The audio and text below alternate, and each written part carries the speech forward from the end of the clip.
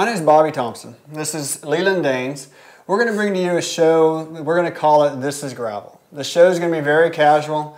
It's going to be brought to you in the safety of your own home. You can watch it in pajama pants. You can watch it in biking shorts. You can watch it in, your bib without a shirt on if you want to just hang out. I don't care what you watch it in. Chamois time is training time. Chamois time. You can watch it just in your chamois butter. I don't care. What we're going to do is hopefully bring you some news about current gravel events. We're going to hopefully be able to go to quite a few gravel races this year, bring you interviews, gravel footage. What I'd really like to do is focus, we're going to give a fair amount of time focusing on local riders and local events, but we'll also be doing national riders and events. We actually do know, a couple people who are actually going over to the Dirty River over in England this year. So hopefully we'll get some commentary from over there, or at least maybe a race wrap-up. So we hope to bring you more information than you care to listen to, but that's why Leland's here, because he's really pretty to look at. We're hopefully going to touch on some product reviews, bring you some new products out there that you may never hear about, never need, but curiosity is always out there. One thing we will want to do is bring you some sessions on proper bike mechanics. Anything and everything. This weekend is going to be the land run. We'll probably bring you in the next episode or two some videos on proper cleaning of your bike. So with that, I do want to tell you a little bit more about us so that you understand where we're coming from, who we are, and we'll lead right into a little video on Leland Danes. My name is Leland Danes. I'm the operation manager for Dirty Kansas Promotions. I've been with them since 2013. I have the most amazing wife, Christina. Met her at Mulready's Pub and have promptly got her into cycling, and she is a co-leader with the Babes on Bikes women's rides, and we have 2 fur children, Franz and Sarah, and they are our life. Well, my wife and I are doing a lot of work on our house. We love to garden. We're looking at getting some chickens in the future. We call it city farming. So that takes up a lot of our time if we're not on 2 wheels. I just got on a Salsa Cutthroat, and it is the epitome of an adventure bike. It will crush gravel if you were so inclined to take it down a paved road, and definitely you could take it off the road altogether and get on single track. I'm very excited. Like I said, I just got it and have just begun to ride it and love it.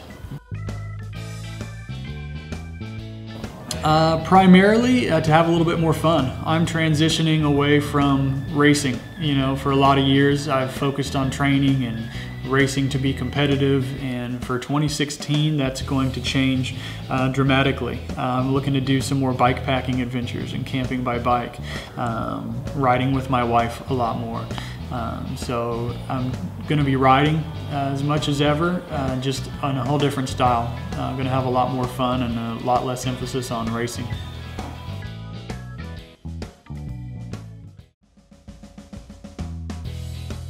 My name is Bobby Thompson. I'm a real estate agent in Emporia, Kansas.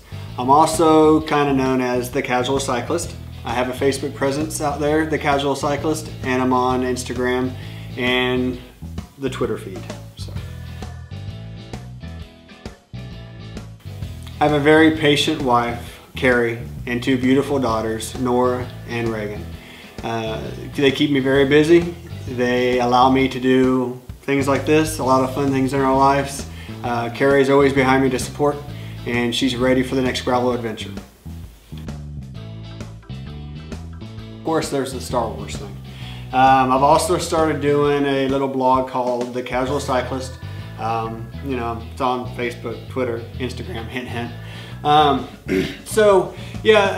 the house, I have 4.5 acres. So my wife and I spend a lot of time in the yard. We spend a lot of time with projects that we've got going on, gardening, that kind of things. Current bike is a Salsa Warbird Carbon. Went with the white, looks the most like a Stormtrooper. So I had to pick that one. Love the geometry of it, love the way it fits me. Just feels like when you're going up a hill and you hit down, power on those pedals, that it really shoots you forward. So rather than, you know, maybe more of a touring type bike. So 2016 cycling goals would be to ride my first sub 7 gravel century. Have not done that yet. Best time to date is about 8 hours. Secondary goal, and actually my primary goal this year would be to race the sun at the Dirty Kansas. My best time is 11 hours, 57 minutes, so I'm gonna have my work cut out to shave off, I'm sorry, not 11 hours, that was 17 hours, 57 minutes. 11 hours would be kick ass. So that'll take some time to shave off. I gotta shave off about 3 hours, so. So gravel grinding has really taken the country by storm, especially here in the Midwest. You know, it's what we have, and I think a lot of people have taken to it. We don't have endless miles of paved roads. We don't even have a ton of single track like some of the mountainous areas, but we've got tons and tons of gravel roads. And Bobby and I were able to sit down with some good friends of ours in his garage over some beer and have some really great conversation about what gravel grinding really is to us. So why don't we jump into that and hear what they had to say? Yeah, let's just go right for it. I've been riding for coming up on 30 years now.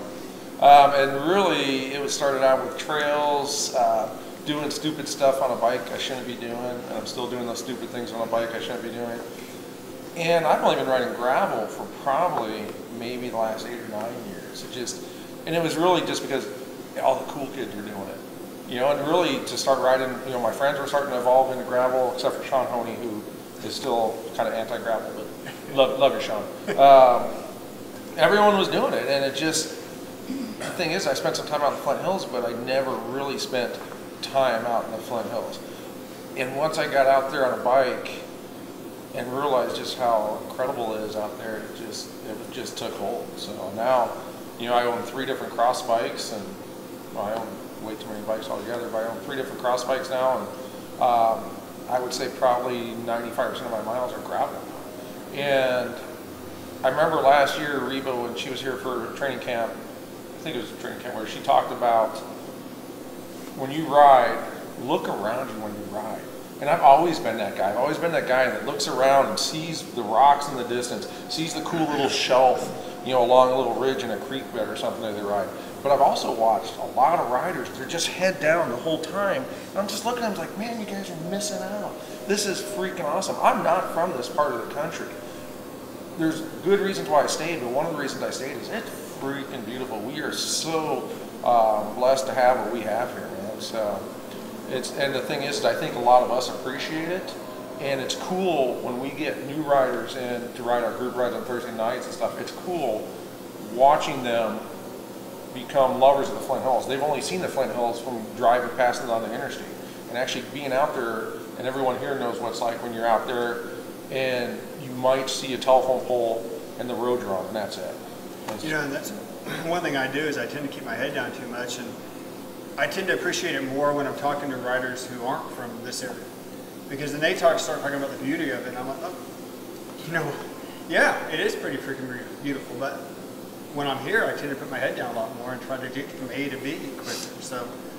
And see, I'm from here, and what I enjoy is riding places that I grew up and seeing them from a grown-up's perspective versus a 10-year-old who used to go sledding in that field or fell in that pond or whatever, you know, just outside your door. To me, that's different because I'm seeing it all new, even though I've known my way around for a really long time. Right. Plus we get the advantage of seeing the field being burned in the spring. And Deer frolicking in that pasture. and that's the cool thing about the Thursday night rides is that as the sun starts to set, you can see all the distance. You can The see burning it season. burning. Yeah. Yeah, and that's really cool. Yeah. Well, and the fresh green growth in the spring. That first ride when you go out and realize that it's not brown anymore, it's green. It's just the most exhilarating ride ever. Right. And a lot of that section by section, and a mile section by mile section. So if you're on a road, on a highway, you're driving past it, you're missing 40 square miles of countryside. And you don't see that unless you get out on the gravel roads that we have. Especially this time of year. I mean, you really notice it this time of year.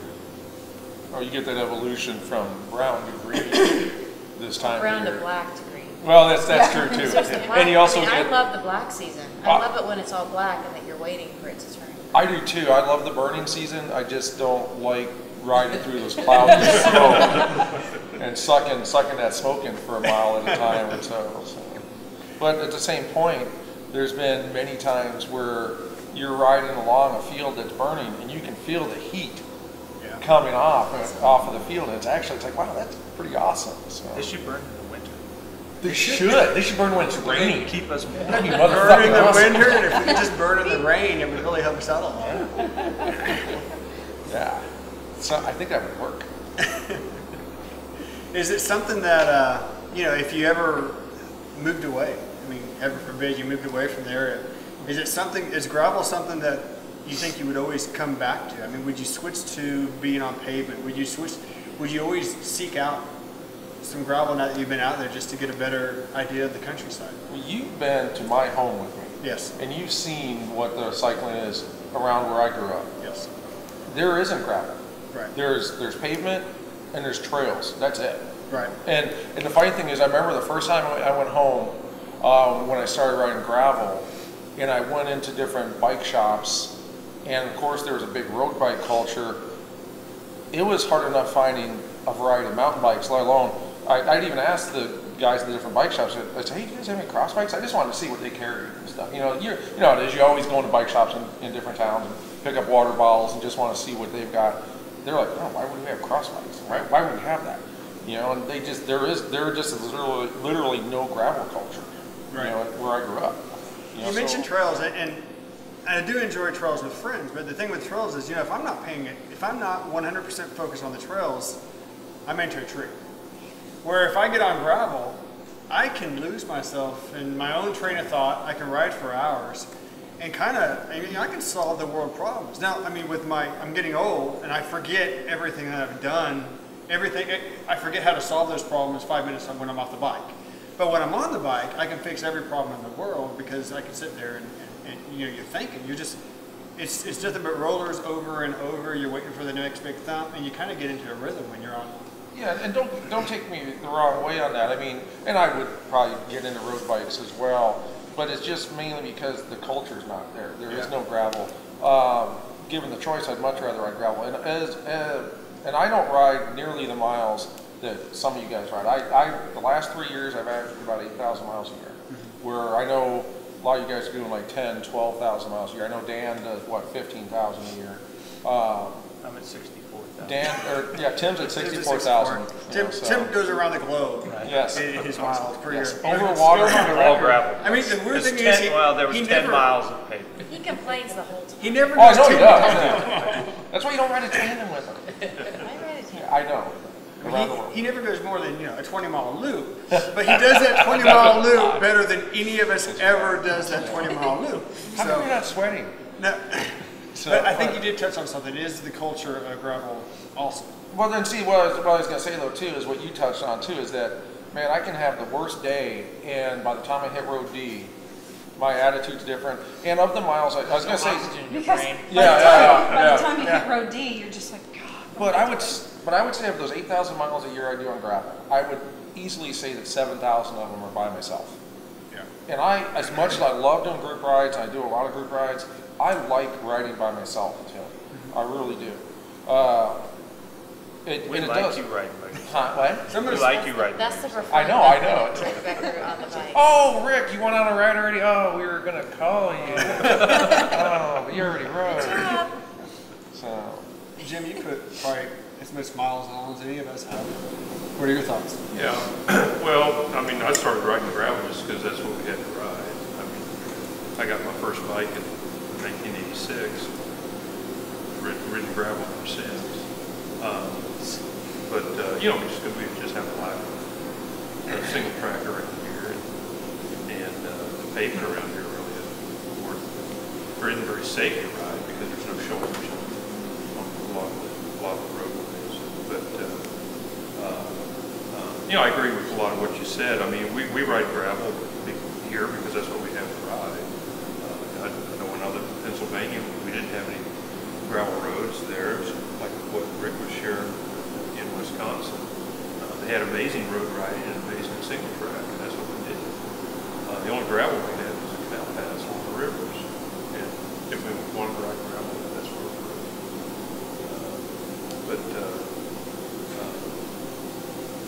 I think it's safe to say my preference is gravel, and I think we're real fortunate that, you know, we all know 5 minutes out of our doorway, 5 minutes off our driveway, and we're on endless miles of gravel road. That's pretty cool.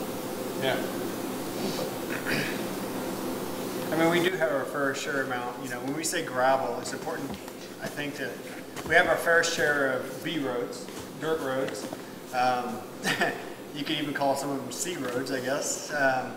So when you talk about adventure, it's not just gravel riding. I think around here, you know, probably 90% of it's gravel, but I think a lot of it is just when you're riding gravel, you see the B road, you see the dirt. You want to take off on that too. Where the hell does that dirt road go?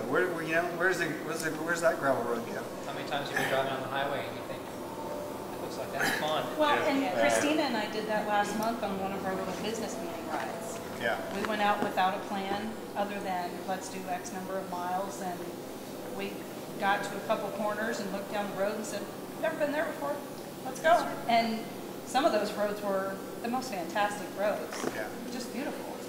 And I was thinking about that the other day. I mean, when you're riding gravel, it typically is, you have options.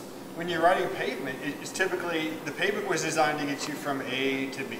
I mean, from this point to here, the fastest and the easiest way you can. And when you're on gravel roads, heck, dude, I can take a right at this location, I can take a left here, I can flip a coin, I can go diagonal if there's a path there, you know?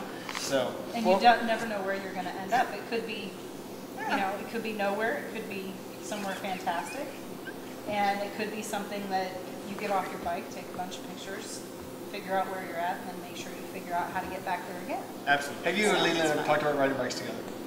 Yeah. On the tandem? Yeah. Have you ever done it? Mm-hmm. We have a tandem, but it's just not the right size. But I totally would. It was a freebie, and it gets us around town to the live in the lot. And so it's more of a commuter tandem? Correct. Yeah. Okay. But we'll be riding Land Run next weekend and You'll be hanging out riding your together fat bike? on individual bikes, but Yeah. she promised not to leave me, so I won't be alone. Or you tell you to go away. Yeah, she told me to go away. First I was told not to ride with her, then I was told I had to ride with her. Yeah. So we'll see at Land Run which it is. Well, see, if you had a tandem, then there's no choice. no leaving, no. So we need to get you a tandem. No, it's been I mean, the tandem is a process, definitely, especially if you're a competent rider on your own, to sit in the back and take all direction from the front. You have to get to where you like. I like it now. But you know, the first couple times people would be like, "How do you guys like the tandem?" And Tim would always answer, "We love it." And I'm like, "It's good." So it's not just hopping on the bike and riding.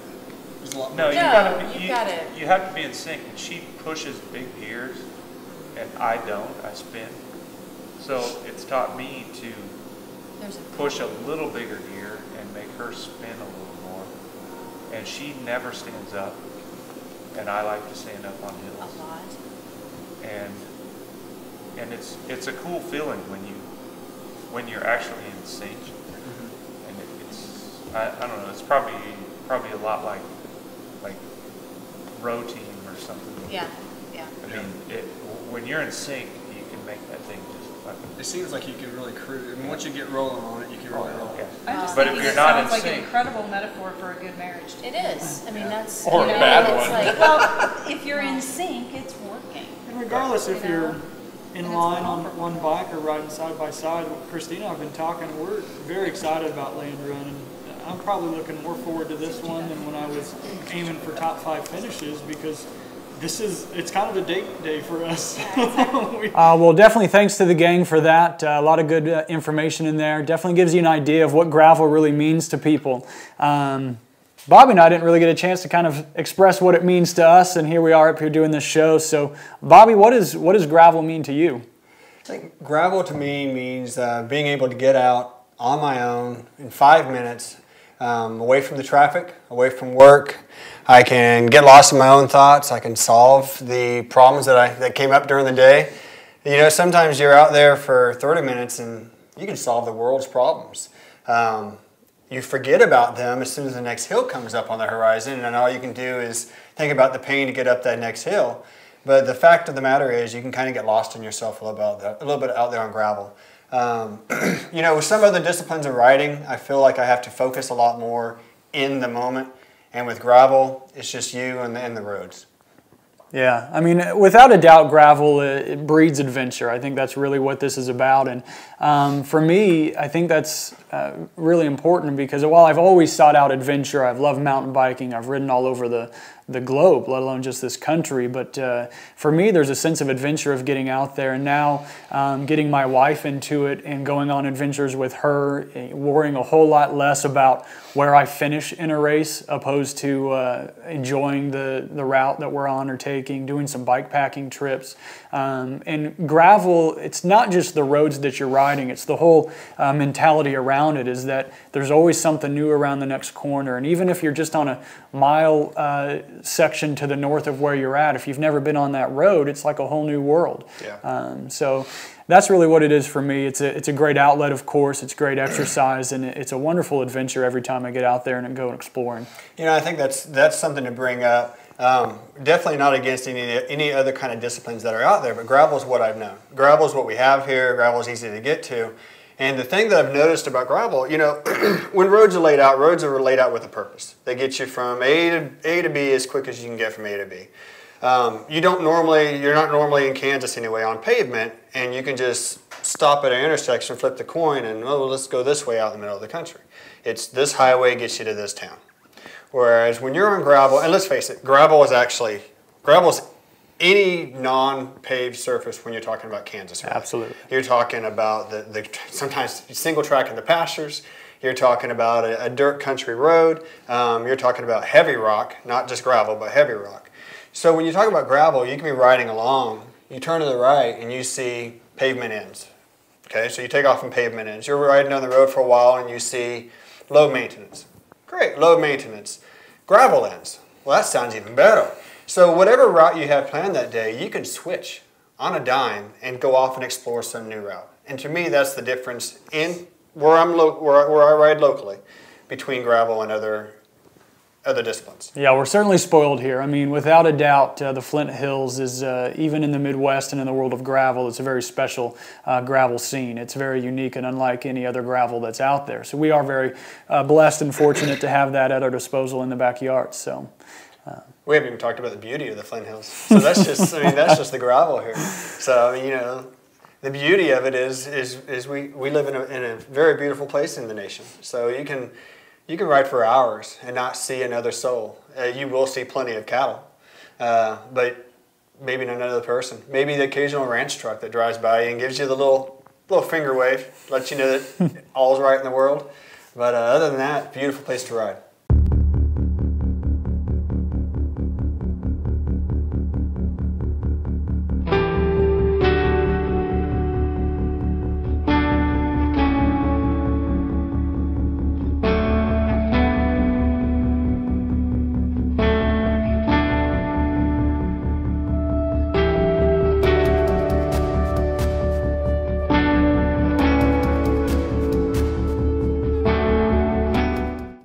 Well, the land run certainly looks like a lot of fun. So this year we have rain leading up to the land run, so it promises to be another epic weekend. Seeing as how we have some mud probably in future, we have maybe a little short how-to video on the best way to get your bike through that mud. So we'll go right into that. All right, the Land Run 100 is in 2 weeks. Every year there's mud. We know there's going to be mud. You love the mud. That's why you come back every year. So we're going to help you with some techniques on how to get through the mud a little bit easier, make your day a little more fun. First technique, the heel to toe walk. You want to make sure you firmly implant the back of your foot, lead off and walk through as fast as you can. Like so.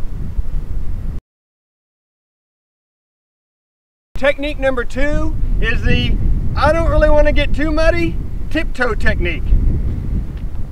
Be very careful. It's very slippery, this technique, but it does save the back of your foot.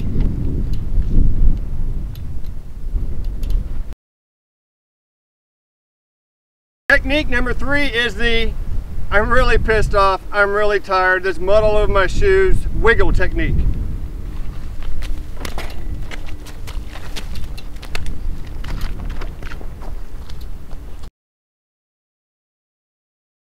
Or Bobby, you can just go around the mud. Fair enough. Not as fun.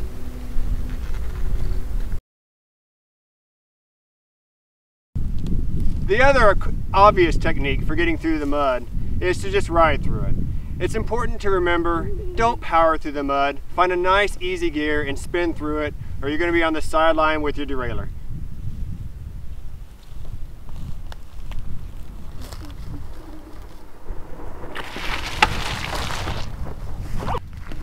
There's 2 more cups of mud down here. No matter how you choose to get through the mud, enjoy the land run, enjoy the day, and have fun. Yeah, you know, so the clips, the clips might get a little more informative and a little bit better, but hopefully you learned something from that. I want to thank my daughters. Let's face it, they had a lot of fun there at the end with some getting daddy muddy. So thank you, Nora. Thank you, Reagan. With that, though, get back to the land run. You're riding this year with Christina, your wife. I am. Do you have any kind of goals, plans, preparations you want to tell us about? Well, I think the whole point of that video and the whole point for me at Land Run, and whether you're racing to be the first to finish or just racing to make the cutoffs, it's about having fun. Remember, we're doing this because we enjoy it. And gravel, as we said earlier, takes a lot of different shapes and forms, and sometimes that can be dirt roads, and if it rains, then it can be muddy. And that's a part of it, and you're going to have a lot better time if you embrace it. Christina and I, we know there's a good chance of rain in the forecast leading up to Land Run this week. And yeah, would I love it if it was a little drier? Sure. Do I care if it's going to be muddy? Not really, because it's going to be an epic adventure. And again, that's why we do gravel. That's what calls us to gravel. Yeah, you know, I've heard, I think I've heard Bobby Winnell mention one time that, gravel is about family. And these gravel races that we go to, I truly feel that they are like a reunion of family. So I go to these events, not just yeah, you want to race, yeah, you want to ride fast, you want to have fun, but let's face it, everyone who knows me knows that I'm probably middle tier and lower on the speedway. So when I go, it's to have fun. When I go, it's to see riders that I get to see maybe, a handful of times a year. Whether you're riding next to them, whether you're walking in the mud and laughing, you're still getting to talk to those people 5-6 times a year. You're talking about bikes, you're talking about other races, you get to learn their hopes, dreams, you get to meet new people, and you get to find out a lot about yourself. So regardless of what the weather's like at Land Run this year, it's going to be fun. And at the end of the day, Bobby is going to be standing there at the finish line ready to give us all the biggest bear hug we've ever gotten. And trust me, when you come around that corner and you're headed towards the finish line, that's all you care about. So it'll be fun this year. Well, there you have it for today's show. Short, sweet, hopefully informative. Hope you tune in next time for us. You can find us at Gravel Guru on Facebook, Snapchat, Instagram, Twitter. We got it all covered. You can find me, the Casual Cyclist, on Facebook. You can hashtag This Is Gravel to get a hold of us, to send us any information you like. Please use the hashtag This Is Gravel. That's how we'll best know that you're trying to get a hold of us. The Casual Cyclist is also on Instagram. Love to have you out there.